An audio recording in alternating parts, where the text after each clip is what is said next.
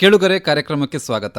ಇವತ್ತಿನ ಈ ಕಾರ್ಯಕ್ರಮದಲ್ಲಿ ವಾರದ ಅತಿಥಿಯಾಗಿ ನಮ್ಮ ಜೊತೆಗಿರುವವರು ಪದ್ಮಶ್ರೀ ಪುರಸ್ಕೃತ ಸತ್ಯನಾರಾಯಣ ಬೇಳೇರಿ ಅವರು. ಇವರು ಕೃಷಿಯ ಜೊತೆಗೆ ಸಾಹಿತ್ಯ ಕೃಷಿಯನ್ನು ಕೂಡ ಮಾಡಿಕೊಂಡು ಬಂದವರು.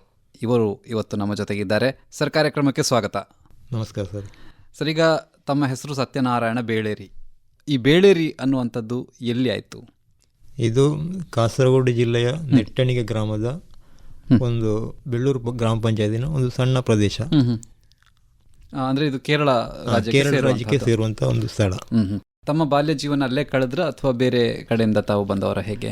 ನಾವು ಅಲ್ಲೇ ಇರುವವರು ಅಂತ ಹೇಳಿದ್ರೆ ಚಿಕ್ಕಂದಿನಿಂದಲೇ ಅಲ್ಲೇ ನಾವು ಹುಟ್ಟಿದ್ದು ಮಾತ್ರ ಕಾಸರಗೋಡು ಜಿಲ್ಲೆಯ ಎಡದಿರು ಮಠ ಅಂತ ಇದೆಯಲ್ಲ, ಅಲ್ಲಿ ಹತ್ತಿರದ ಒಂದು ಪ್ರದೇಶದಲ್ಲಿ ಹುಟ್ಟಿರುವವರು. ಅದು ತಾಯಿ ಮನೆ. ಮತ್ತು ತಂದೆ ಮನೆ ಕಾಸರಗೋಡು ಜಿಲ್ಲೆಯ ನೆಟ್ಟಣೆ ಗ್ರಾಮದ ಬೆಳೇರಿ ಅನ್ನುವ ಪ್ರದೇಶ. ನಮ್ಮ ಶಾಲಾ ಶಿಕ್ಷಣ ಎಲ್ಲ ಬೆಳೇರಿಯಲ್ಲಿ ಇರುವಾಗಲೇ ಆಗಿರುವಂಥದ್ದು. ಅದು ಅಂತ ಹೇಳಿದರೆ ನಮ್ಮ ಹತ್ತಿರದ ಸರ್ಕಾರಿ ಸ್ಕೂಲಲ್ಲಿ ಕಲಿತಿರುವಂಥದ್ದು. ಅದು SLC ವರೆಗೆ ನಮ್ಮ ಶಿಕ್ಷಣ ಆಗಿರುವಂಥದ್ದು. ಯಾಕೆ ಮುಂದಕ್ಕೆ ತಾವು ಕಲಿಯಲಿಲ್ಲ? ಮುಂದೆ ಅಂತ ಹೇಳಿದರೆ ನಮಗೆ ಆರ್ಥಿಕವಾಗಿ ಅಷ್ಟೊಂದು ಸಬಲರಾಗಿರಲಿಲ್ಲ. ಆ ಕಾರಣಗಳಿಂದಾಗಿ ನಾವು ಮುಂದೆ ವಿದ್ಯಾಭ್ಯಾಸ ಮಾಡುವಂಥದ್ದು ಸಾಧ್ಯ ಆಗಲಿಲ್ಲ. ಈಗ ಆ ಸಮಯದಲ್ಲಿ ತಮ್ಮ ಬಾಲ್ಯ ಜೀವನ ಹೇಗಿತ್ತು? ಏನೆಲ್ಲ ಮಾಡ್ತಾ ಇದ್ರಿ ತಾವು? ತಮ್ಮ ಮನೆಯ ಪರಿಸ್ಥಿತಿ ಹೇಗಿತ್ತು? ಇದರ ಬಗ್ಗೆ ಒಂದು ಸ್ವಲ್ಪ ಹೇಳಿ. ಸಾಧಾರಣ ನಾವು ಕೃಷಿ ಕುಟುಂಬದಲ್ಲಿರುವವರು, ಆದರೆ ಆರ್ಥಿಕವಾಗಿ ದೊಡ್ಡ ಮಟ್ಟದಲ್ಲಿ ಬೇಸಾಯ ಅಂತೂ ನಮಗೆ ಇರಲಿಲ್ಲ. ಸ್ವಲ್ಪ ಅಡಿಕೆ, ಸ್ವಲ್ಪ ಗೇರು, ಈ ರೀತಿಯ ಬೆಳೆಯಲ್ಲಿ ಜೀವನ ಸಾಗಿಸ್ತಾ ಇದ್ದದ್ದು. ನಾವು 3 ಜನ ಗಂಡು ಮಕ್ಕಳು. ತಂದೆಯ ಒಂದು ಸಣ್ಣ ಬೇಸಾಯದಲ್ಲಿ ಜೀವನ ನಡೆಸ್ತಾ ಇದ್ದಂಥದ್ದು. ಆ ಕಾರಣಗಳಿಂದಾಗಿ ನಮಗೆ ವಿದ್ಯಾಭ್ಯಾಸ ಮುಂದುವರಿಸಲಾಗಲಿಲ್ಲ. ಶಾಲೆ ಬಿಟ್ಟ ನಂತರ ದಿನಗಳಲ್ಲಿ ನಾವು ಕೂಲಿ ಕೆಲಸಕ್ಕೆ, ಬೇರೆಯವರ ತೋಟದಲ್ಲಿ ಕೆಲಸಕ್ಕೆ ಸೇರಿಕೊಂಡು ಆ ರೀತಿ ನಮ್ಮ ಜೀವನ ಸಾಗಿಸ್ತಾ ಇದ್ದಂಥದ್ದು. ಈಗ ತಮಗೆ ಒಂದು ಈ ಕೃಷಿ ಮಾಡಬೇಕು, ಸ್ವಂತವಾಗಿ ಮಾಡಬೇಕು ಅಂತ ಅನ್ನಿಸಿದ್ದು ಯಾವಾಗ? ಕೃಷಿ ಮನೆಯಲ್ಲಿ ಮಾಡಿರುವಂಥದ್ದು ಶಾಲೆ ಬಿಟ್ಟ ನಂತರ ಅದಕ್ಕೆ ತೊಡಗಿರುವಂಥದ್ದು. ಸಾಧಾರಣ 30 ವರ್ಷಗಳ ಕಾಲ ನಾನು ಬೇರೆಯವರ ತೋಟದಲ್ಲಿ ಒಬ್ಬ ಕೃಷಿ ಕಾರ್ಮಿಕನಾಗಿದ್ದೆ. ಆ ನಂತರ ಅದರ ಎಡೆಯಲ್ಲಿ ಕೃಷಿ ಕಾರ್ಮಿಕನಾಗಿರುವ ಸಂದರ್ಭದಲ್ಲಿ ನಮ್ಮಲ್ಲಿ ಸ್ವಲ್ಪ ಈ ಗೇರು ಗುಡ್ಡಗಳಿದ್ದದ್ದು. ಅದನ್ನು ಸ್ವಲ್ಪ ರಬ್ಬರಾಗಿ ಪರಿವರ್ತಿಸಿದ್ದು ನಾನೊಬ್ಬನೆಲ್ಲ, ನನ್ನ ತಮ್ಮಂದಿರು ಮತ್ತು ನಾನೆಲ್ಲ ಸೇರಿ ತಂದೆಯವರ ಸಹಾಯದಿಂದ ಇದೆಲ್ಲ ಮಾಡಿರುವಂಥದ್ದು. ನಾನು SLC ಪಾಸಾಗಿದ್ದೆ 91ರಲ್ಲಿ. SLC ಪಾಸಾಗಿದ್ದರೂ ಆ ಸಂದರ್ಭದಲ್ಲಿ ನಾವು ಪುತ್ತೂರು ಅಥವಾ ಕಾಸರಗೋಡನ್ನು ಆಶ್ರಯಿಸಬೇಕು ಹೆಚ್ಚಿನ ವಿದ್ಯಾಭ್ಯಾಸಕ್ಕೆ. ಅದು ನಮಗೆ ಸಾಧ್ಯವಾಗದ ಕಾರಣ ಮತ್ತು ಆರ್ಥಿಕವಾಗಿ ಮನೆಯಲ್ಲಿ ಅಷ್ಟೊಂದು ಸಬಲರಲ್ಲದ ಕಾರಣ ಕೂಲಿ ಕೆಲಸವನ್ನು ನೆಚ್ಚಿಕೊಳ್ಳುವಂತಾಯಿತು.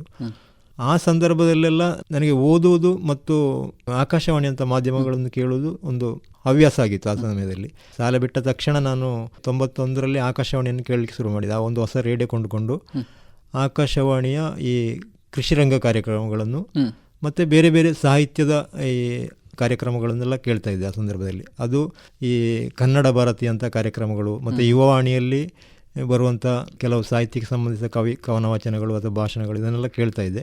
ಅದು ಈ ಕನ್ನಡ ಭಾರತಿ ಅಂತ ಕಾರ್ಯಕ್ರಮಗಳು ಎಲ್ಲ ಸ್ಟೇಷನ್ನಲ್ಲೂ ಸಾಧಾರಣ ನಮಗೆ ಆ ಮೇಡಿಮೆ ವ್ಯವಸ್ಥೆಯಲ್ಲಿ ಆ ಸಂದರ್ಭದಲ್ಲಿ ಯಾವುದೆಲ್ಲ ಸಿಗ್ತದೆ, ಧಾರವಾಡದ್ದು, ಬ್ಯಾಂಗ್ಳೂರಿನದ್ದು, ಮಂಗಳೂರದ್ದು, ಇದೆಲ್ಲ ಕೇಳ್ತಾ ಸಾಹಿತ್ಯದ ಬಗ್ಗೆ ಒಂದು ಆಸಕ್ತಿ ಹುಟ್ಟಿಕೊಂಡಿತ್ತು. ಆ ಸಂದರ್ಭದಲ್ಲೆಲ್ಲ ನಾನು ಈ ರೇಡಿಯೋದ ಪತ್ರೋತ್ತರ ಕಾರ್ಯಕ್ರಮಕ್ಕೆ ಬರೀತಾ ಇದ್ದೆ. ನಮ್ಮ ಹೆಸರು ಬರುವುದು ಒಂದು ದೊಡ್ಡ ಸಂತೋಷ ಸಂಗತಿಯಾಗಿತ್ತು. ಅದನ್ನು ಕೇಳಿ ಕೇಳಿ ಅದನ್ನು ಬರೀತಾ ಆಮೇಲೆ ಹಲವಾರು ಪತ್ರಿಕೆಗಳನ್ನು, ತರಂಗ, ಸುಧಾ ಮುಂತಾದ ವಾರಪತ್ರಿಕೆಗಳು, ದಿನಪತ್ರಿಕೆಗಳು, ಇದೆಲ್ಲ ನಿರಂತರ ಓದ್ತಾ ಇದೆ. ಇದಕ್ಕೆ ಒಂದು ಪೂರಕ ವಾತಾವರಣ ದೊರಕಿದ್ದೆ ಹೇಗೆ ಅಂತ ಹೇಳಿದ್ರೆ, ನಾನು ಕೆಲಸಕ್ಕೆ ಹೋಗುವ ಆ ಮನೆಯಲ್ಲಿ ತುಂಬ ಒಂದು 10-20 ಕನ್ನಡ, ಮಲಯಾಳಂ, ಇಂಗ್ಲೀಷ್ ಪತ್ರಿಕೆಗಳು ಬರ್ತಾಯಿತ್ತು. ಅದನ್ನು ನಿರಂತರ ನಾನು ಓದ್ತಾ ಇದ್ದೆ ಅಲ್ಲಿ. ಆನಂತರ ಸಂಜೆ ಬಂದು ಆಕಾಶವಾಣಿಯನ್ನು ಕೇಳ್ತಾ ಇದ್ದೆ. ಈ ಕಾರಣಗಳಿಂದಾಗಿ ಬೇರೆ ಬೇರೆ ಆಸಕ್ತಿಗಳು, ಈಗ ನನ್ನ ಭತ್ತದ ತಳಿಯಲ್ಲಿ ನನಗೆ ಪ್ರಶಸ್ತಿ ಸಹ ಸಿಕ್ಕಿರುವಂಥದ್ದು ಸಹ ನಾನು ಆಕಾಶವಾಣಿಯಲ್ಲಿ ಕೃಷಿರಂಗದಲ್ಲಿ ನಮ್ಮ ದೇವರಾಯರಂಥವರನ್ನು ಸಂದರ್ಶನ ಅವತ್ತು ಪ್ರಸಾರವಾಗುವುದನ್ನು ಕೇಳಿ ಆ ಮೂಲಕ ಸಿಕ್ಕಿದ ಫೋನ್ ನಂಬರಲ್ಲಿ ಅವರನ್ನು ಸಂಪರ್ಕ ಮಾಡಿ ಈ ರೀತಿಯ ಆ ತಳಿಗಳೆಲ್ಲ ಲಭ್ಯವಾಗಲಿಕ್ಕೆ ಕಾರಣ ಆಯಿತು. ಅದರಿಂದ ಆಕಾಶವಾಣಿ ಅಂತ ಒಂದು ಮಾಧ್ಯಮವು ಸಹ ನನ್ನನ್ನು ತುಂಬ ಬೆಳೆಸಿದೆ. ಆಕಾಶವಾಣಿ ಮತ್ತು ಪತ್ರಿಕೆಗಳು ನನ್ನ ವಿಶ್ವವಿದ್ಯಾಲಯ ಅಂತ ಭಾವಿಸಿದ್ದೇನೆ ನಾನು. ಈಗ ತಾವು ಹೇಳಿದ್ರಿ ದೇವರಾಯರ ಸಂದರ್ಶನವನ್ನು ನೋಡಿ ತಾವು ಅವರ ಹತ್ರ ಹೋದ್ರಿ ಅಂತ ಹೇಳಿ. ಆಗ ತಾವು ಏನು ಮಾಡ್ತಿದ್ರಿ? ಆಗ ಕೂಲಿ ಕಾರ್ಮಿಕರಾಗಿ ಕೆಲಸ ಮಾಡ್ತಾ ಇದ್ರ ಅಥವಾ ನೀವು ಕೃಷಿಯನ್ನು ಪ್ರಾರಂಭಿಸಿದ್ರ ತಾವಾಗೆ? ಈಗ ನಾನು ಭತ್ತದ ಕೃಷಿಯನ್ನು ನಾನು ಎಲ್ಲೂ ಮಾಡಲಿಲ್ಲ. ಯಾಕಂದರೆ ನಮಗೆ ಭತ್ತದ ಜಾಗ ಅಲ್ಲ, ನಮ್ಮದು ಒಂದು ಗುಡ್ಡ ಪ್ರದೇಶ. ಹೌದು. ಆ ಕಾರಣಗಳಿಂದಾಗಿ ಭತ್ತ ಅಲ್ಲಿ ಬೆಳೆಸುವ ಜಾಗವಲ್ಲ. ಆದರೆ ಅದಕ್ಕೆ ಒಂದು ಪ್ರಧಾನ ಕಾರಣ ಅಂತ ಹೇಳಿದರೆ, ನನ್ನ ಶಾಲಾ ಜೀವನದಲ್ಲಿ ನಮಗೆ ಗದ್ದೆಗಳಿಲ್ಲದಿದ್ದರೂ ನಮ್ಮ ಸುತ್ತಮುತ್ತಲೆಲ್ಲ ಗದ್ದೆಗಳಿತ್ತು. ಆ ಗದ್ದೆಯ ಬದಿಯಲ್ಲಿ ನಮಗೆ ನಡ್ಕೊಂಡು ಹೋಗುವ ದಾರಿ ಇದ್ದ ಕಾರಣ ಶಾಲಾ ದಿನಗಳಲ್ಲಿ ನಾನು ಸಂಜೆ ಮತ್ತು ಬೆಳಿಗ್ಗೆ ಈ ಗದ್ದೆ ಉಣಿಯಲ್ಲಿ ಸಾಗುವ ಸಂದರ್ಭದಲ್ಲಿ ನನ್ನ ತಂದೆಯ ಅಣ್ಣಂದಿರ ಗದ್ದೆ ತೋಟ ಇದ್ದ ಕಾರಣ ಅಲ್ಲಿ ಒಂದು ರಾಜಕಾಯಮೆ ಅಂತ ಎನ್ನುವ ಒಂದು ತಳಿ ಅಲ್ಲಿ ಬೆಳೆಸ್ತಾ ಇದ್ದರು. ಅಷ್ಟೊಂದು ಆಕರ್ಷಣೆ ಅಂತ ಹೇಳಿದರೆ, ಒಂದು ಚಿಕ್ಕ ಕಾಳಿನ ನೋಡಲಿಕ್ಕೆ ಭಾಳ ಚಂದವಾದ ಒಂದು ತಳಿಯಾಗಿತ್ತು ಅದು. ಅದು ಹೊದಲು ಮತ್ತು ಬೆಳ್ತಿಗೆಗೆ ಇದೆಲ್ಲ ಉಪಯೋಗಿಸ್ತಿದ್ದಂಥ ಒಂದು ತಳಿ. ನಾವು ಚಿಕ್ಕಂದಿನಲ್ಲಿ ಈ ಶಾಲೆ ಬಿಟ್ಟು ಹೋಗುವ ಮತ್ತು ಬರುವ ಈ ಸಂದರ್ಭದಲ್ಲಿ ಅದನ್ನು ನೋಡ್ತಾ ಇದ್ದೆ. ಮತ್ತು ಅದು ಕೊಯ್ಲಾದ ತಕ್ಷಣ ಗದ್ದೆಯಲ್ಲಿ ಕೆಲವೆಲ್ಲ ತೆನೆಗಳೆಲ್ಲ ಬಿದ್ದಿದ್ದದನ್ನು ನಾವು ಹೆಕ್ಕಿ ಒಂದು ಮನೆಗೆ ತರ್ತಾ ಇದ್ದೆವು. ಆದ್ದರಿಂದ ರಾಜಕಾಯಮೆ ಎನ್ನುವ ತಳಿ ಇಂಥದ್ದು ಅದು ಇಷ್ಟು ಚೆಂದ ಇದೆ, ಈ ಒಂದು ಅದನ್ನು ನೋಡಿದ ಒಂದು ಅನುಭವ ನಮಗೆ ಚಿಕ್ಕಂದಿನಲ್ಲಿತ್ತು. ಆ ನಂತರದ ದಿನಗಳಲ್ಲಿ ಅವರು ಬೇಸಾಯವನ್ನು ಬಿಟ್ಟರು ಮತ್ತು ನಮ್ಮ ಶಾಲಾ ದಿನಗಳು ಆ ಟೈಮಲ್ಲಿ ಮುಕ್ತಾಯ ಆಯಿತು. ಮತ್ತು ನಾವು ಇದೇ ಮತ್ತೊಬ್ಬರ ತೋಟದಲ್ಲಿ ಒಂದು ಕಾರ್ಮಿಕನಾಗಿ ದುಡಿಯುವಂಥ ಒಂದು ಸಂದರ್ಭವೂ ಬಂತು. ಕೃಷಿ ಕಾರ್ಮಿಕನಾಗಿ ನಾನು ಬೇರೆ ಬೇರೆ ಪತ್ರಿಕೆಗಳನ್ನು ಓದುವ ಸಂದರ್ಭದಲ್ಲಿ, ಒಮ್ಮೆ ಅಡಿಕೆ ಪತ್ರಿಕೆಯನ್ನು ಓದುವ ಸಂದರ್ಭದಲ್ಲಿ ಚೇರ್ಕಾಡಿ ರಾಮಚಂದ್ರ ರಾಯರು ಈ ರಾಜಕಾಯಮೆ ಎನ್ನುವ ತಳಿಯನ್ನು ಅವರ ಅಂಗಳದಲ್ಲಿ ಬೆಳೆಸ್ತಾ ಇದ್ದಾರೆ ಎನ್ನುವಂಥ ಒಂದು ಮಾಹಿತಿ ಅದರಲ್ಲಿ ದೊರೆಯಿತು. ನೀರು ನಿಲ್ಲಿಸದೆ ಅಂಗಳದಲ್ಲಿ ಅದನ್ನು ಬೆಳೆಸ್ತಾ ಇದ್ದರು, ಒಂದು ಏರಿ ಭತ್ತದ ಪದ್ಧತಿಯಲ್ಲಿ, ಈ ತರಕಾರಿ ಮಾಡುವ ರೀತಿಯಲ್ಲಿ. ಅವರು ಅವರ ಊಟಕ್ಕೆ ಬೇಕಾಗುವಷ್ಟನ್ನು ಅವರ ಅಂಗಳದಲ್ಲಿ ಬೆಳೆಸ್ತಾ ಇದ್ದರು. ಅದನ್ನು ಅಡಿಕೆ ಪತ್ರಿಕೆಯಲ್ಲಿ ಓದಿದ ಕಾರಣ ನಾನು ಅವರಿಗೆ ಒಂದು ಪತ್ರ ಬರೆದೆ. ಆ ಟೈಮಲ್ಲಿ ಫೋನ್ ಅದೆಲ್ಲ ಇರಲಿಲ್ಲ. ಆಗ ಅವರು ಒಂದು ಪತ್ರ ಮತ್ತು 100 ಗ್ರಾಂ ಬೀಜವನ್ನು ಅವರು ಕಳಿಸಿಕೊಟ್ಟಿದ್ದರು. ಅವರು ಆ ಪತ್ರದಲ್ಲಿ ಹೇಳಿದರು, ನೀವು ಇದನ್ನು ಬೆಳೆಸಿ ಹೆಚ್ಚಿನ ಜನರಿಗೆ ಪರಿಚಯಿಸಿ, ಬಡವನ ಉದ್ಧಾರಕ್ಕೆ ಇದು ಅತ್ಯಂತ ಸೂಕ್ತವಾದ ಒಂದು ತಳಿ ಅಂತೆಲ್ಲ ಒಂದು ಹೇಳಿದರು ಅದರಲ್ಲಿ. ಆದರೆ ನನಗೆ ಆ ಸಂದರ್ಭದಲ್ಲಿ ಅದನ್ನು ಬೆಳೆಸಲಿಕ್ಕೆ ಯಾವುದೇ ವ್ಯವಸ್ಥೆಗಳಿಲ್ಲ ಅಂತ ಹೇಳಿದರೆ, ಗದ್ದೆ ಇಲ್ಲದ ಒಂದು ಜಾಗದಲ್ಲಿ ಗುಡ್ಡದಲ್ಲಿ ನಾವು ಇರುವವರು. ಅದನ್ನು ನಾನು ಆ ಸಂದರ್ಭದಲ್ಲಿ ಗ್ರೋ ಬ್ಯಾಗಲ್ಲಿ ಬೆಳೆಸಿದೆ. ಯಾವ ತಳಿ ಇದು? ರಾಜಕಾಯಮೆ. ಅದನ್ನು ಗ್ರೋ ಬ್ಯಾಗಲ್ಲಿ ಬೆಳೆಸಿದ ನಂತರ ನಾನು ಆಕಾಶವಾಣಿ ಕೇಳುವ ಸಂದರ್ಭದಲ್ಲಿ ದೇವರಾಯರ ಪರಿಚಯದ್ದು. ಆಕಾಶವಾಣಿಯಲ್ಲಿ ಅವರೊಂದು ದಿವಸ ಅವರ ಮಗ ಪರಮೇಶ್ವರ ರಾಯರು ಸಂದರ್ಶನದಲ್ಲಿ ಹೇಳಿದರು, ನಮ್ಮಲ್ಲಿ 150ಕ್ಕಿಂತಲೂ ಹೆಚ್ಚು ಭತ್ತ ತಳಿಗಳಿವೆ ಅಂತ. ಆಗ ನನಗೆ ಉಳಿದದು, ಇಷ್ಟೆಲ್ಲ ನಮ್ಮ ಪಾರಂಪರಿಕ ತಳಿಗಳೆಲ್ಲ ಇನ್ನೂ ಉಳಿದುಕೊಂಡಿದೆ ಈ ಮಣ್ಣಿನಲ್ಲಿ ಅಂತೇಳಿ. ಅದುವರೆಗೆ ನನಗೆ ಆ ಕಲ್ಪನೆ ಇರಲಿಲ್ಲ. ಎಲ್ಲ ಸಂದರ್ಭದಲ್ಲೂ ಆಕಾಶವಾಣಿಯಲ್ಲಿ ಎಲ್ಲರ ನಂಬರ್ ಹೇಳುವುದಿಲ್ಲ. ಒಂದು 10-20 ವರ್ಷ ಮೊದಲು ಆವತ್ತು ಏನೋ ಹೇಳಿದರು ಅವ್ರದ್ದು. ಆ ಕಾರಣದಿಂದಾಗಿ ಅವರಿಗೆ ಆ ತಕ್ಷಣ ಅದನ್ನು ನೆನಪಿಟ್ಟುಕೊಂಡು ಅವರಿಗೆ ಫೋನ್ ಮಾಡಿದಾಗ ಅವರು ನನ್ನನ್ನು ಅವರ ಮನೆಗೆ ಕರೆಯಿಸಿ ಈ ತಳಿಗಳನ್ನು ತೋರಿಸಿದ. ಅಲ್ಲಿ ನೋಡುವಾಗ ನನಗೆ ಒಂದು ಭತ್ತದ ಒಂದು ವಿಸ್ಮಯವನ್ನೇ ಕಂಡೆ ನಾನು. ಅಷ್ಟೊಂದು ಅಪೂರ್ವವಾದ ತಳಿಗಳೆಲ್ಲ ಅಲ್ಲಿತ್ತು. ಆನಂತರ ಒಂದು 100ಕ್ಕಿಂತಲೂ ಹೆಚ್ಚು ತಳಿಗಳು ಅವರು ನನಗೆ ಕೊಟ್ಟರು.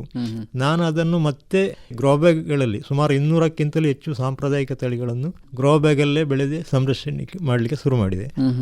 ಆನಂತರ ಬೇರೆ ಬೇರೆ ಕಡೆ ಈ ಕೃಷಿ ವಿಶ್ವವಿದ್ಯಾಲಯಗಳ ಸೆಮಿನಾರ್ಗಳಲ್ಲಿ, ಕೆಲವು ಕೃಷಿ ಕಾರ್ಯಕ್ರಮಗಳಲ್ಲೆಲ್ಲ ಹೋಗುವಾಗ ಅಲ್ಲಿ ಬೇರೆ ಬೇರೆ ತಳಿ ಸಂರಕ್ಷಕರು ಎಲ್ಲ ಪ್ರದರ್ಶನಕ್ಕೆ ಇಟ್ಟದನ್ನು ಕಂಡು ಅದನ್ನೆಲ್ಲ ಆ ಟೈಮಲ್ಲಿ ಅವರಿಂದೆಲ್ಲ ಕೆಲವು ಪಡ್ಕೊಂಡು ಆನಂತರ ಇದನ್ನು ಹೆಚ್ಚು ಮಾಡ್ತಾ ಹೋಗಿರುವಂಥದ್ದು. ಈಗ ತಾವು ತಳಿ ಸಂರಕ್ಷಣೆ ಅಂತ ಹೇಳಿದ್ರಿ. ಈ ತಳಿ ಸಂರಕ್ಷಣೆ ಅಂದರೆ ಅದರ ಮುಖ್ಯ ಉದ್ದೇಶ ಏನಿರುತ್ತೆ? ಅಂದರೆ ಈಗ ನೀವು ಬೆಳೆಯುವುದಕ್ಕೂ ತಳಿ ಸಂರಕ್ಷಣೆ ಮಾಡೋದಕ್ಕೆ ಏನಾದರೂ ವ್ಯತ್ಯಾಸ ಇರ್ತದಾ? ಅಲ್ಲ, ಹಿಂದಿನ ಕಾಲದಲ್ಲಿ ಇದೆಲ್ಲ ಒಂದು ಸಂರಕ್ಷಣೆ ಎನ್ನುವ ದೃಷ್ಟಿಯಲ್ಲಿ ಆಗ್ತಾ ಇರಲಿಲ್ಲ. ಯಾಕಂದರೆ ಎಲ್ಲರೂ ಗದ್ದೆ ಬೇಸಾಯ ಮಾಡ್ತಾ ತುಂಬ ಮಂದಿ ಮಾಡ್ತಾಯಿದ್ರು. ತನ್ನಿಂತಾನೇ ಇದೆಲ್ಲ ಸಂರಕ್ಷಣೆ ಆಗ್ತಾ ಬರ್ತಾಯಿತ್ತು. ಒಂದೊಂದು ಜಿಲ್ಲೆಗೆ ಸುಮಾರು 50ಕ್ಕಿಂತಲೂ 100ಕ್ಕಿಂತಲೂ ಹೆಚ್ಚು ಪಾರಂಪರಿಕ ತಳಿಗಳು ಬೆಳೀತಾ ಇತ್ತು, ಹಾಗೆ ಉಳಿದುಕೊಳ್ತಾ ಇತ್ತು. ಆದರೆ ನಂತರ ದಿನಗಳಲ್ಲಿ ಕ್ರಮೇಣ ಈ ಭತ್ತದ ಕೃಷಿ ಕಡಿಮೆ ಆಗ್ತಾ ಬಂತು, ವಾಣಿಜ್ಯ ಬೆಳೆಗಳು ಹೆಚ್ಚಾಗ್ತಾ ಹೋಯಿತು. ಈ ಎಲ್ಲ ಕಾರಣಗಳಿಂದಾಗಿ ಈ ತಳಿಗಳೆಲ್ಲ ನಾಶವಾಗ್ತಾ ಹೋಯಿತು. ಆದ್ದರಿಂದ ಇಂದಿನ ದಿನಗಳಲ್ಲಿ ಇದನ್ನೊಂದು ಸಂರಕ್ಷಣೆಯ ದೃಷ್ಟಿಯಲ್ಲಿ ಮಾಡಬೇಕಾದ್ದು ಅನಿವಾರ್ಯ. ಯಾಕಂತ ಹೇಳಿದರೆ ಈ ತಳಿಗಳು ಒಮ್ಮೆ ಹೊರಟು ಹೋದರೆ ಪುನಃ ಸಿಕ್ಕುವುದಿಲ್ಲ. ಪ್ರತಿ ತಳಿಗಳು 6 ತಿಂಗಳೊಳಗೆ ಮಣ್ಣಿಗೆ ಬೀಳಬೇಕು, ಇಲ್ಲದ್ರೆ ಅದರ ಜೀವಸತ್ವವನ್ನು ಅದು ಕಳ್ಕೊಳ್ತಿದೆ. ಆದರೆ ಪ್ರತಿ ವರ್ಷವೂ ಇದು ಬಿತ್ತನೆ ಆಗುವ ಕಾರಣ ಮತ್ತು ಗದ್ದೆಯ ಬಯಲು ಇಲ್ಲದ ಒಂದು ಪರಿಸ್ಥಿತಿಯಲ್ಲಿ ಇದನ್ನು ಸಂರಕ್ಷಣೆ ಅನ್ನೋ ದೃಷ್ಟಿಯಲ್ಲಿ ಮಾಡಬೇಕಾದ್ದು ಅತಿ ಅಗತ್ಯ. ಯಾಕಂತ ಹೇಳಿದರೆ ಇದು ಅತ್ಯಂತ ಅಮೂಲ್ಯವಾದ ತಳಿ ಸಂಪತ್ತು. ಇದು ಒಮ್ಮೆ ಹೊರಟು ಹೋದರೆ ಪುನಃ ಸಿಕ್ಕದ ಕಾರಣ ಮತ್ತು ಇಂದಿನ ಅವರಿಗೆ ಇದರ ಪರಿಚಯ ಕಡಿಮೆ ಆಗ್ತಾ ಬರುವ ಕಾರಣ ನಾವು ಇದನ್ನು ಈ ರೀತಿಯಲ್ಲಾದರೂ ಉಳಿಸಿ ಮುಂದಿನವರಿಗೆ ಪರಿಚಯಿಸುವ ಒಂದು ಕೆಲಸವನ್ನು ಮಾಡಬಹುದು. ಮತ್ತು ಇದನ್ನು ಮುಂದಿನ ದಿನಗಳಲ್ಲಿ ಬೇಸಾಯಕ್ಕೂ ಬೇಕಾದರೂ ಇದನ್ನು ಈ ರೀತಿ ಸಂರಕ್ಷಣೆ ಮಾಡಿದರೆ ಮಾತ್ರ ಸಿಕ್ಕುವಂಥದ್ದು. ಇಲ್ಲದ್ರೆ ಈಗ ವೇದಗಳ ಕಾಲದಲ್ಲಿ 4 ಲಕ್ಷಕ್ಕಿಂತಲೂ ಹೆಚ್ಚು ನಮ್ಮ ಪಾರಂಪರಿಕ ತಳಿಗಳಿತ್ತು. ಎಲ್ಲ ಅದು ನಾಶ ಆಗಿ ಕೆಲವು ತಳಿಗಳು ಮಾತ್ರ ಉಳಿದುಕೊಂಡಿದೆ. ಆಗ ಒಮ್ಮೆ ಈ ಪ್ರಕೃತಿಯಿಂದ ಯಾವುದೇ ತಳಿ ಸಂಪತ್ತು ಹೊರಟು ಹೋದರೆ ಪುನಃ ನಮಗೆ ಅದನ್ನು ಗಳಿಸಿಕೊಳ್ಳಲಿಕ್ಕೆ ಸಾಧ್ಯ ಇಲ್ಲ. ಈ ಆಹಾರದ ಬೆಳೆ ಎನ್ನುವಂಥದ್ದು ಅತ್ಯಂತ ಅಮೂಲ್ಯವಾದ ಒಂದು ವಿಷಯ. ಆದರೆ ಅದನ್ನು ನಾವು ಉಳಿಸಿಕೊಂಡೇ ಮುಂದಿನವರಿಗೆ ಕೈದಾಟಿಸಬೇಕೇ ಹೊರತು ಅದನ್ನೊಮ್ಮೆ ಕೈ ಬಿಟ್ಟು ನಮ್ಮ ಕೈಯಿಂದ ಹೊರಟು ಹೋದರೆ ಪುನಃ ನಮಗೆ ಶೂನ್ಯದಿಂದ ಎಂತ ಮಾಡಲಿಕ್ಕೆ ಸಾಧ್ಯ ಇಲ್ಲ. ಈಗ ತಾವು ತಳಿ ಸಂಗ್ರಹಣೆಗಳನ್ನು ಮಾಡಬೇಕಾದ್ರೆ ತಮಗೆ ಏನಾದರೂ ಸವಾಲುಗಳು ಅಂತ ಎದುರಿಸಿದೆಯಾ? ಈ ತಳಿ ಸಂರಕ್ಷಣೆ ಅಂತ ಹೇಳುವಂಥದ್ದು ತುಂಬ ಸವಾಲುಗಳ ಮಧ್ಯೆ ಇರುವಂಥದ್ದು. ಯಾಕಂತ ಹೇಳಿದರೆ ಆಹಾರದ ಬೆಳೆ ಯಾವುದನ್ನು ನಾವು ಉಳಿಸಿಕೊಳ್ಬೇಕಾದ್ರೆ ಈಗ ಬೇರೆ ಬೇರೆ ಈ ಮರಗಳಲ್ಲಿ ಆಗುವಂಥ ಯಾವುದೇ ಹಣ್ಣು ಹಂಪಲು ಕಾಯಿಗಳನ್ನೆಲ್ಲ ಆದರೆ ಒಮ್ಮೆ ನೆಟ್ಟರೆ ಅದು ಅಲ್ಲಿ ನಿರಂತರವಾಗಿ ಉಳಿತದೆ, ಬೇರೆ ಏನಾದರೂ ಮಾಡಿ ಅದನ್ನು ಇದು ಮಾಡಿಕೊಳ್ಬೋದು. ಆದರೆ ಭತ್ತದಂಥ ಬೆಳೆಗಳನ್ನು ಅಥವಾ ರಾಗಿ ಇಂಥದ್ದನ್ನೆಲ್ಲ ನಾವು ಪ್ರತಿ ವರ್ಷ ಮಾಡಬೇಕು. ಕೆಲವೇ ತಿಂಗಳಲ್ಲಿ ಅದು ಕಟಾವಿಗೆ ಬರ್ತದೆ, ಮತ್ತು ಅದು ಕಟಾವಿಗೆ ಬಂದು ನಮ್ಮ ಕೈಗೆ ಸಿಕ್ಕಿದ ಮೇಲೆ ಸಿಕ್ಕಿತಂತ ಹೇಳಬೇಕು ಅಷ್ಟೇ ಹೊರತು ಕಟಾವಿಗೆ ಒಂದು ದಿವಸ ಮೊದಲೇ ಎಲ್ಲ ತಿಂದು ಹೋಗ್ಬೋದು. ಅದು ತುಂಬ ತಿಂದು ಹೋಗುವ ಬೇರೆ ಮೃಗಗಳಿಗೆ ಆಹಾರವಾಗುವ ಕಾರಣ ಅದರ ಸಂರಕ್ಷಣೆ ಅನ್ನುವಂಥದ್ದು ಅತ್ಯಂತ ಕಠಿಣ ಮತ್ತು ಸವಾಲಿನ ಕೆಲಸ. ಯಾಕಂದರೆ ಅದು ಅಷ್ಟು ಜತನದಿಂದ ಅದನ್ನು ಕಾಪಾಡಿಕೊಳ್ಬೇಕು. ಆಗ ಪ್ರತಿ ವರ್ಷ ಇದನ್ನು ಬಿತ್ತನೆ ಮಾಡಿ ತೆನೆಯನ್ನು ಅಥವಾ ಕಾಳನ್ನು ಸಂರಕ್ಷಣೆ ಮಾಡಿ ಅದಕ್ಕೆ ಈಗಿನ ಪರಿಸ್ಥಿತಿಯಲ್ಲಿ ಭತ್ತವನ್ನು ಉಳಿಸಿಕೊಳ್ಳುವುದು ತುಂಬ ಕಷ್ಟ. ಯಾಕಂತ ಹೇಳಿದರೆ ಇದರ ಕೃಷಿ ವ್ಯಾಪಕವಾಗಿರುವಾಗ ಇದಕ್ಕೆ ಸ್ವಲ್ಪ ಸವಾಲುಗಳು ಕಡಿಮೆ ಇರ್ತದೆ. ಕೆಲವು ಸೀಮಿತ ಜಾಗಗಳಲ್ಲಿ ಬೆಳೆಸುವಾಗ ಇದಕ್ಕೆ ತುಂಬ ಕಾಟಗಳಿರ್ತದೆ. ಇಲಿ, ಹೆಗ್ಗಣ, ಹಕ್ಕಿಗಳು, ನವಿಲು, ಬೇರೆ ಬೇರೆ ಕಾಟಗಳನ್ನು ತಡೆಯಬೇಕಾಗ್ತದೆ ನಾವು. ಅದಕ್ಕೆ ಈಗ ನಾನು ಮಾಡುವ ಒಂದು ಸೀಮಿತ ಜಾಗದಲ್ಲಿ ಇದನ್ನು ಮಾಡುವ ಕಾರಣ ಅದಕ್ಕೆ ಬಲೆ, ಬೇರೆ ಬೇರೆ ರೀತಿಯ ಇದನ್ನೆಲ್ಲ ಉಪಯೋಗಿಸಿ ಸಂರಕ್ಷಣೆ ಮಾಡಿ ತಳಿಯನ್ನು ಉಳಿಸಿಕೊಳ್ಳುವಂಥದ್ದು. ಈಗ ಎಷ್ಟು ಜಾಗ ಇದೆ? ನಮ್ಮ ಕೃಷಿ ಭೂಮಿ ಇರುವಂಥ ಒಂದು 4 ಎಕರೆ ಅಷ್ಟಿದೆ. ಆದರೆ ಅದರಲ್ಲಿ ಭತ್ತ ಮಾಡೋದಿಲ್ಲ. ಬೇರೆ ಕೃಷಿಗಳನ್ನು ಮಾಡುವ ಎಡೆಯಲ್ಲಿ ಒಂದು 10-20 ಸೆಂಟ್ಸ್ ಜಾಗದಲ್ಲಿ ಒಂದು ಗದ್ದೆಯ ಥರ ಮಾಡಿ ಇದನ್ನು ಉಳಿಸುವಂಥದ್ದು. ಆರಂಭದಲ್ಲಿ ಸುಮಾರು 200ಕ್ಕಿಂತಲೂ ಹೆಚ್ಚು ನಾನು ಗ್ರೋ ಬ್ಯಾಗಲ್ಲೇ ಅದನ್ನು ಸಂರಕ್ಷಣೆ ಮಾಡ್ತಾ ಇದ್ದೆ. ಗ್ರೋ ಬ್ಯಾಗಲ್ಲಿ ಸಂರಕ್ಷಣೆ ಮಾಡುವಾಗ ನಮಗೆ ಒಂದು ಸೀಮಿತ ಜಾಗದಲ್ಲಿ ಅದನ್ನು ಬೇಕಾದಾಗೆ ಬಲೆ ಹಾಕಿ ಒಂದು ಭದ್ರವಾಗಿ ಇಟ್ಟುಕೊಂಡು ಅದನ್ನು ಉಳಿಸಲಿಕ್ಕೆ ಆಗ್ತದೆ. ವ್ಯಾಪಕವಾಗಿ ಮಾಡುವಾಗ ನಮಗೆ ಅದಕ್ಕೆ ಬೇಕಾದ ರೀತಿಯ ಯಾವುದೇ ಇದನ್ನು ಹೊಂದಿಸಿಕೊಳ್ಳಿಕ್ಕೆ ಆಗೋದಿಲ್ಲ. ಮತ್ತೆ ಏನಾದರೂ ಮಾಡಬೇಕಿದ್ರೆ ಅದು ಒಂದೊಂದು ತಳಿಯನ್ನು ಎಕರೆಗಟ್ಟಲೆ ಮಾಡಿದರೆ ಅದು ಉಳಿದುಕೊಳ್ಬೋದು. ಯಾಕಂತ ಹೇಳಿದರೆ ಎಲ್ಲವನ್ನು ಅಷ್ಟು ಬೇಗ ಏನು ತಿಂದು ಹಾಕಲಿಕ್ಕೆ ಆಗೋದಿಲ್ಲ. ಆದರೆ ಇಷ್ಟೆಲ್ಲ ತುಂಬ ತಳಿಗಳನ್ನು ತುಂಬ ಏರಿಯಾದಲ್ಲಿ ಮಾಡುವಂಥದ್ದು ತುಂಬ ಕಷ್ಟ ಮತ್ತು ಬೇರೆ ಸವಾಲಿನ ಕೆಲಸ. ಆದರೆ ಸೀಮಿತ ಒಂದು ಜಾಗದಲ್ಲೂ ಸಹ ಒಂದು ಸಣ್ಣ ಒಂದು ಇದರಲ್ಲಿ ಕೂಡ ನಮ್ಮ ಈ ತಳಿ ಸಂಪತ್ತನ್ನು ಉಳಿಸಿಕೊಳ್ಳಬಹುದು ಎನ್ನುವುದಕ್ಕೆ ಸಣ್ಣ ಒಂದು ನನ್ನ ಮಾದರಿ. ಗ್ರೋ ಬ್ಯಾಗ್ ಅಲ್ಲಿ ಬೆಳೆಸುವಂಥದ್ದು ಸ್ವಲ್ಪ ಅನುಕೂಲಕರ ಅಂತ ಹೇಳಿದರೆ ಈ ತಳಿಯನ್ನು ಉಳಿಸಿಕೊಳ್ಳುವುದಕ್ಕೆ ಮಾತ್ರ. ಅದೇ ನಮಗೆ ಊಟಕ್ಕೆ ಏನು ಸಿಕ್ಲಿಕ್ಕಿಲ್ಲ. ಆದರೆ ತಳಿಯನ್ನು ಉಳಿಸಿಕೊಂಡು ಆ ತಳಿಯನ್ನು ಈ ಮಣ್ಣಿನಲ್ಲಿ ನಿರಂತರ ನಾವು ರೈತರು ಉಳಿಸಿಕೊಳ್ಳುವುದು. ಮತ್ತು ಆ ಉಳಿಸಿಕೊಂಡ ತಳಿಯನ್ನು ಇನ್ನೊಬ್ಬರಿಗೆ ಬೇಕಾದರೂ ನಾವು ಸ್ವಲ್ಪ ಒಂದು 10 ಕಾಳನ್ನಾದರೂ ಕೊಟ್ಟರೆ ಅವರು ಮತ್ತೆ ಅದನ್ನು ಅಭಿವೃದ್ಧಿ ಮಾಡಿ ಇಡೀ ಎಕರೆಗಟ್ಟಲೆ ಬೇಕಾದರೂ ಮಾಡಿಕೊಳ್ಬೋದು. ಆದರೆ ಮೂಲ ತಳಿ ಒಂದು ನಮ್ಮ ಈ ರೀತಿಯ ಒಂದು ಮಾದರಿಯಲ್ಲಿ ಅದನ್ನು ಸಂರಕ್ಷಣೆ ಮಾಡುವುದರಿಂದ ಉಳಿಸಿಕೊಳ್ಳುವುದು. ಅದು ನಾನು ಮಾಡುವ ಮಾದರಿ ಅಂತ ಹೇಳಿದರೆ ಒಂದು 10-20 ಕಾಳನ್ನು ಪೇಪರ್ ಗ್ಲಾಸಲ್ಲಿ ಆರಂಭದಲ್ಲಿ ಮೊಳಕೆ ಬೆರೆಸುವಂಥದ್ದು. ಮೊಳಕೆ ಬೆರೆಸುವುದು ಅಂತ ಹೇಳಿದರೆ ನಾವು ಸಸಿಮಡಿಯಾಗಿ ಗದ್ದೆಯಲ್ಲೆಲ್ಲ ಹಾಕಲಿಕ್ಕೆ ಕಷ್ಟ ಆಗುವ ಕಾರಣ ಅದು ಮತ್ತು ಅಲ್ಲಿ ಏನಾದರೂ ಸಮಸ್ಯೆ ಬರೋ ಕಾರಣ ಪೇಪರ್ ಗ್ಲಾಸ್ ಬಳಸುವುದು ಅಂತ ಹೇಳಿದರೆ ನನ್ನಲ್ಲಿ ಸುಮಾರು 650 ಭತ್ತ ತಳಿಗಳಿವೆ. ಪ್ರತ್ಯೇಕವಾಗಿ ಪೇಪರ್ ಗ್ಲಾಸಲ್ಲಿ ಒಂದೊಂದರ ಹೆಸರು ಬರೆದು ಅದರಲ್ಲಿ ಪ್ರತಿ ತಳಿಗಳು 10-20 ಬೀಜಗಳನ್ನು ಮೊಳಕೆ ಬೆರೆಸಿ ಒಂದು 10 ದಿನ ಕಳೆದ ಮೇಲೆ ಅದನ್ನು ಅದೇ ರೀತಿ ಗ್ರೋ ಬ್ಯಾಗಿಗೆ ನಾವು ನಾಟಿ ಮಾಡುವಂಥದ್ದು. ಒಂದೊಂದು ಗ್ರೋ ಬ್ಯಾಗಲ್ಲಿ ಒಂದು 4 ಸಸಿಯನ್ನು ನಾಟಿ ಮಾಡಿ ಗ್ರೋ ಬ್ಯಾಗಿಗೆ ಮೊದಲೇ ನಾವು ಬೇಕಾದಷ್ಟು ಗೊಬ್ಬರಗಳನ್ನೆಲ್ಲ ಅದಕ್ಕೆ ಕೊಟ್ಟು ನಾಟಿ ಮಾಡಿದರೆ ಮತ್ತೆ ಅದಕ್ಕೆ ಜೀವಾಮೃತಗಳನ್ನು ಇಂಥದನ್ನೆಲ್ಲ ಆ ಒಂದು ಸಸಿಯ ಬೆಳವಣಿಗೆಯನ್ನು ನೋಡಿಕೊಂಡು ಅದಕ್ಕೆ ಕೊಡ್ತಾ ಬಂದರೆ ಸಾಕು. ಅಂದರೆ ಬೇರೆ ನಿರ್ವಹಣೆ ಅಗತ್ಯ ಇಲ್ಲ. ಮೊದಲೇ ಅದಕ್ಕೆ ಬೇಕಾದಷ್ಟು ಗೊಬ್ಬರಗಳನ್ನೆಲ್ಲ ಈ ಹಟ್ಟಿ ಗೊಬ್ಬರದ ಹುಡಿ ಮತ್ತು ಸುಡುಮಣ್ಣು ಇಂಥದನ್ನೆಲ್ಲ ಮಿಕ್ಸ್ ಮಾಡಿ ಒಂದು 8-12 ಇಂಚಿನ ಗ್ರೋ ಬ್ಯಾಗ್ ಆದರೂ ಸಾಕಾಗ್ತದೆ. ಮತ್ತು ಒಂದೇ ಕಡೆಯಲ್ಲಿ ಆದರೂ ಇಟ್ಟು ಬಿಟ್ಟರೆ ಗ್ರೋ ಬ್ಯಾಗಿಗೂ ಸಹ ಅದೇ ರೀತಿ ಪೇಪರ್ ಗ್ಲಾಸಲ್ಲಿ ಇರುವ ಥರವೇ ಹೆಸರು ಬರೆದು ಅದು ಯಾಕಂತೇಳಿದ್ರೆ ನನ್ನಲ್ಲಿ ತುಂಬ ತಳಿ ಇರುವ ಕಾರಣ ನನ್ನ ಈ ಕೆಲಸ ಕಡಿಮೆ ಮಾಡಿಕೊಳ್ಳುವುದಕ್ಕೆ ಬೇಕಾಗಿ ಒಂದೊಂದು ತಳಿಯದ್ದು ಒಂದೊಂದೇ ಗ್ರೋ ಬ್ಯಾಗಲ್ಲಿ ಮಾಡುವಂಥದ್ದು. ಅದೇ ರೀತಿ ಹೆಚ್ಚಿಗೆ ಬೇಕಾದರೂ ಒಂದೇ ತಳಿಯನ್ನು ತುಂಬ ಗ್ರೋ ಬ್ಯಾಗಲ್ಲೂ ಸಹ ನಮಗೆ ಮಾಡಿ ಭತ್ತ ಪಡಿಬೋದು. ಅದರಿಂದ ಈಗ ಟೆರೆಸ್ ಮೇಲೆಲ್ಲ ಇಟ್ಟು ಒಂದು 50-100 ಗ್ರೋ ಬ್ಯಾಗ್ ಇಟ್ಟು ಅದರಲ್ಲೂ ಸಹ ಭತ್ತ ಪಡೆದುಕೊಳ್ಳಲಿಕ್ಕೆ ಸಾಧ್ಯ ಇದೆ. ಈ ರೀತಿ ಮಾಡುವುದರಿಂದ ಗ್ರೋ ಬ್ಯಾಗಲ್ಲಿ ಭಾಳ ಒಂದು ಸೇಫಾಗಿ ತಳಿ ಬರ್ತದೆ. ಮಳೆಗಾಲದಲ್ಲಿ ಒಂದೇ ಕಡೆಯಲ್ಲಿ ಆದರೂ ಇಟ್ಟರೆ ಸಮಸ್ಯೆ ಬರೋದಿಲ್ಲ. ತೆನೆ ಬರುವ ಟೈಮಲ್ಲಿ ಕೆಲವೊಮ್ಮೆ ಅದು ಕ್ರಾಸ್ ಪಾಲಿನೇಷನ್ ಆಗ್ತದೆ ಅಥವಾ ಬೇರೆ ಕೀಟಗಳ ಹಾವಳಿ ಹೆಚ್ಚಾಗ್ತದೆ. ಇದನ್ನು ತಪ್ಪಿಸುವುದಕ್ಕಾಗಿ ನಾವೊಂದು ಟಾರ್ಪಾಲಲ್ಲಿ ಒಂದು 3 ಮೀಟರ್ ಅಗಲ 10 ಮೀಟರ್ ಉದ್ದಕ್ಕೆ 1 ಫೀಟ್ ಎತ್ತರಿಸಿ ಅದರಲ್ಲಿ ನೀರು ನಿಲ್ಲಿಸಿ ಒಂದೊಂದೇ ಗ್ರೋ ಬ್ಯಾಗನ್ನು ಎತ್ತಿ ಅದರಲ್ಲಿ ಇಟ್ಟರೆ ಆಯಿತು. ಅದು ತೆನೆ ಬರುವ ಟೈಮಲ್ಲಿ ಆದರೆ ನಮಗೆ ಅದು ಸ್ವಲ್ಪ ಹೆಚ್ಚು ಅದರಿಂದ ಪ್ರಯೋಜನ ಇದೆ. ಯಾಕಂದರೆ ಕ್ರಾಸ್ ಪಾಲಿನೇಷನ್ ತಡೀಲಿಕ್ಕೆ ಆಗ್ತದೆ. ಯಾಕಂದರೆ ಎಲ್ಲ ಒಮ್ಮೆಲೆ ಬರುವುದಿಲ್ಲ. ಈ ತಳಿಗಳಿಗೆ ಬೇರೆ ಬೇರೆ ಗುಣಗಳುಂಟು. ಪ್ರತಿ ತಳಿಗಳು ಒಂದೇ ಸಮಯಕ್ಕೆ ಬರುವುದಿಲ್ಲ. 60 ದಿವಸದಿಂದ 180 ದಿವಸದವರೆಗೆ ಅವಧಿಯ ತಳಿಗಳು ನನ್ನ ಕೈಯಲ್ಲಿ ಉಂಟು. ಅದರಲ್ಲಿ ಯಾವುದು ಬೇಗ ಬಂತು ಅದನ್ನು ಎತ್ತಿಕೊಂಡೋಗಿ ನೀರಲ್ಲಿ ಇಡುವಂಥದ್ದು. ನೀರಲ್ಲಿ ಇಟ್ಟು ಮತ್ತೆ ಮೇಲಿನಿಂದ ನಾವು ಒಳಗೆ ನಡ್ಕೊಂಡು ಹೋಗುವಷ್ಟು ಎತ್ತರಕ್ಕೆ ಬಲೆಗಳನ್ನು ಹಾಸುವಂಥದ್ದು. ಆಗ ನೀರಿರುವ ಕಾರಣ ಭತ್ತಕ್ಕೆ ಒಂದು ನೀರಿನ ಗುಣ ಪ್ರಯೋಜನ ಆಗ್ತದೆ. ಮತ್ತು ಇಲಿಯ ಗಣಗಳು ನೀರಿಗೆ ಇಳಿದು ಅಷ್ಟೇ ಹಾನಿ ಮಾಡುವುದಿಲ್ಲ. ಮೇಲಿನಿಂದ ಬಲೆ ಮುಚ್ಚುವುದರಿಂದ ಯಾವುದೇ ಹಕ್ಕಿಗಳು ಅದಕ್ಕೆ ಏನು ಉಪದ್ರ ಕೊಡುವುದಿಲ್ಲ. ಸೇಫಾಗಿ ಒಂದು ಗ್ರೋ ಬ್ಯಾಗಲ್ಲಿ ಒಂದೊಂದು ತಳಿಯದ್ದು 100ರಿಂದ 150 ಗ್ರಾಮ್ ಬೀಜ ನಮಗೆ ಸಿಗ್ತಾ ಇರ್ತದೆ. ಈ ಕಾರ್ಯಕ್ರಮದ ಪ್ರಾಯೋಜಕರು Arun Bhandari builders and developers private limited. Arun Bhandari builders and developers private limited. ಇಲ್ಲಿ ಕನಸಿನ ಮನೆ ನಿಮ್ಮಿಷ್ಟದಂತೆ, ಕ್ವಾಲಿಟಿ ಕೆಲಸ, ಸರಿಯಾದ ಸಮಯಕ್ಕೆ ಡೆಲಿವರಿ ಮತ್ತು ನ್ಯಾಯಯುತ ಬೆಲೆ. ರೆಸಿಡೆನ್ಷಿಯಲ್ ಇರಲಿ ಅಥವಾ ಕಮರ್ಷಿಯಲ್, ನಂಬಿಕೆಯೇ ನಮ್ಮ ಹೆಗ್ಗುರುತು. Arun Bhandari builders and developers. ನಿಮ್ಮ ಕನಸು ನಮ್ಮ ಜವಾಬ್ದಾರಿ. Arun Bhandari builders and developers. ಮನೆ ಖರೀದಿ ಅಥವಾ ನಿರ್ಮಾಣಕ್ಕೆ ನಿಮಗೆ ಬೇಕಾದಂತೆಯೇ ಇಂದಿನ ಕಾಲದ ಮನೆ ನಿರ್ಮಿಸುತ್ತೇವೆ. ಹೆಚ್ಚಿನ ಮಾಹಿತಿಗೆ ಸಂಪರ್ಕಿಸಿ 8904819565. ಈಗ ತಾವು ಹೇಳಿದ್ರಿ ತಮ್ಮ ಹತ್ರ 650 ರೀತಿಯ ತಳಿಗಳಿವೆ ಅಂತ ಹೇಳಿ. ಇದನ್ನು ಹೇಗೆ ಸಂಗ್ರಹ ಮಾಡಿದ್ರಿ ಇಷ್ಟೊಂದು ಸಂಖ್ಯೆಯಲ್ಲಿ? ಇದನ್ನು ನಾನು ಬೇರೆ ಬೇರೆ ಕಡೆಗಳಿಂದ, ನನಗೆ ಸಿಕ್ಕುವಾಗ ಒಮ್ಮೆಲೆ ಎಲ್ಲವೂ ಸಿಕ್ಕಲಿಲ್ಲ. ದೇವರಾಯರಿಂದ ಸ್ವಲ್ಪ ಪಡ್ಕೊಂಡೆ.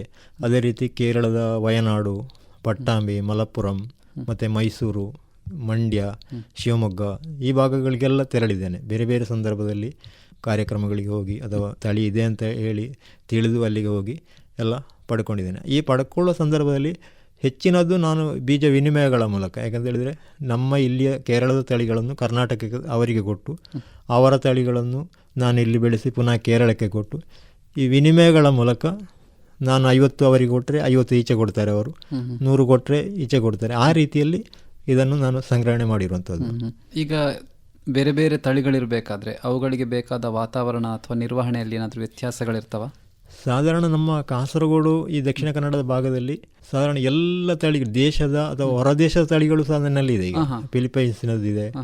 ಅದೇ ರೀತಿ ಇವರು ಇದು ನಮ್ಮ ಫುಕುವೋಕ ಅಭಿವೃದ್ಧಿ ಮಾಡಿರುವಂಥ ಸಹಜ ಕೃಷಿ ಅಧಿಕಾರ ಫುಕುವೋಕ ಅಭಿವೃದ್ಧಿ ಮಾಡಿರುವಂಥ ಹ್ಯಾಪಿ ಹಿಲ್ ಎನ್ನುವ ರೈಸು ಸಹ ನನ್ನ ಕೈಯಲ್ಲಿದೆ.